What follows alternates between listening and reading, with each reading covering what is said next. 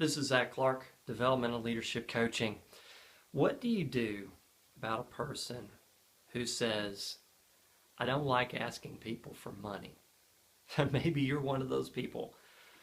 I don't know that I've ever met anyone that truly loved asking people for money. Now, I've met a lot of people who said they did, but I don't think that it was really the asking for money that they love.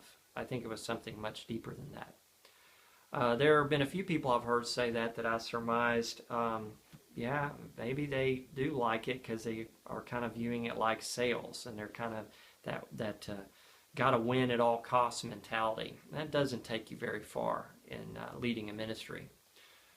But what do you do about people who say, I don't like asking people for money?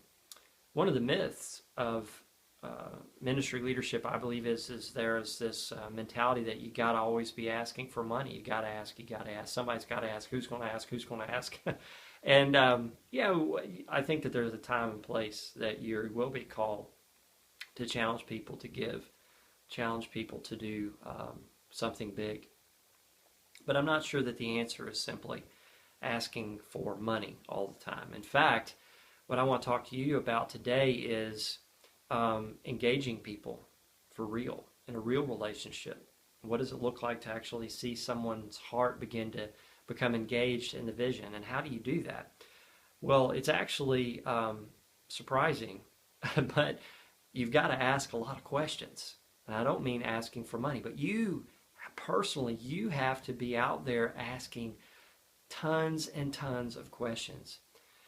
One thing that I can challenge you to do that will profoundly change the number of people who are engaged in your ministry vision is you've got to start asking questions.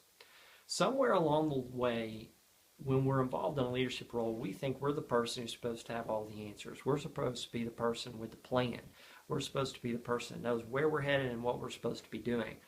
I think that the most effective leaders just know the right questions. And because they know the right questions, therefore they find many of the right answers and the right strategies and the right people. But it starts with the questions. My friend Mark Miller, who's an executive at Chick-fil-A, he says it this way: increase your question to statement ratio. And boy, I'm really working on that. So here's some questions that I think really engage people in a real relationship.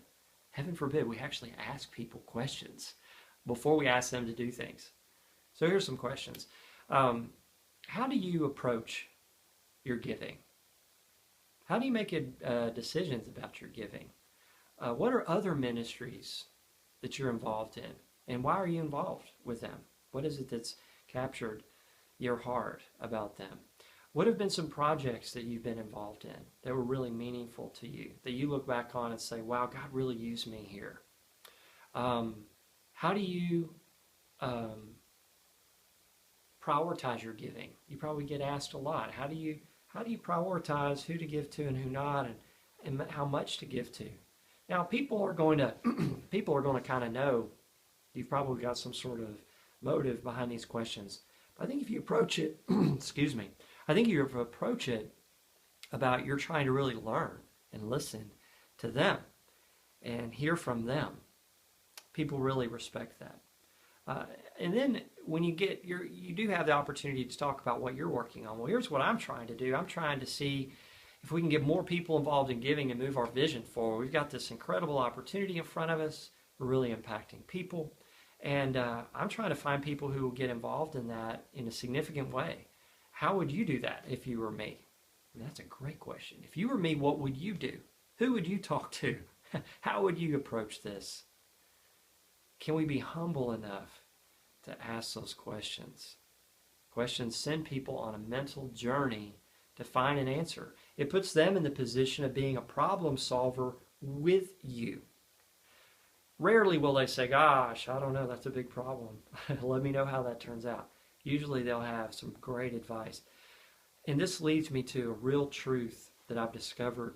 I've been trying to teach people for many years now. If you ask people these questions, they will tell you everything you need to know. They will tell you how to approach them. They will tell you what it takes for their heart to be engaged. They will tell you when they have no business being involved in your ministry, and you need to know that. But we have to be willing to ask those questions. Isn't that what a real relationship looks like? Isn't that what real engagement looks like? How many relationships do you really have in your life where what it looks like is you sitting down with them and saying, let me tell you our 5-point reasons why you should be giving money, and here's a level of giving, unless you're an insurance salesman, that's probably not what your work looks like and your relationships look like. So real relationships, there's engagement, there's questions, there's a humility of, I don't have all the answers, but I sure have some great questions. If you do this, you'll find yourself asking people for money less and less, and you'll start supporting them in making a big impact. It's a powerful distinction. I really encourage you to put it to work. Thank you for listening.